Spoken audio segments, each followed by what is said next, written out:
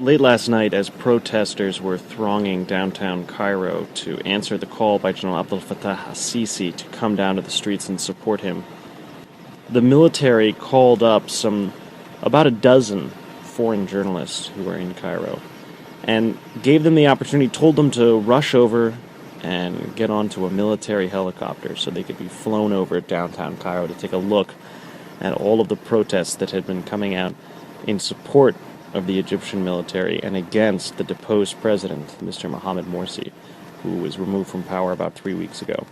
So as you can see, we were being flown around Tahrir Square, where, as if you look at the images right here, the crowds have diminished. There aren't nearly as many people because it was about 2:30 in the morning. But you can see that there's still a lot of celebrating going on. This really captures a lot of the feeling of celebration that was in the square.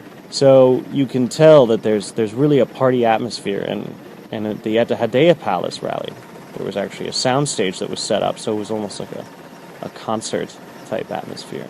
This was what the military wanted the foreign media to see. They wanted us to get the impression, and we did get that impression, that this is a very popularly backed military government, that the removal of Morsi was very popular.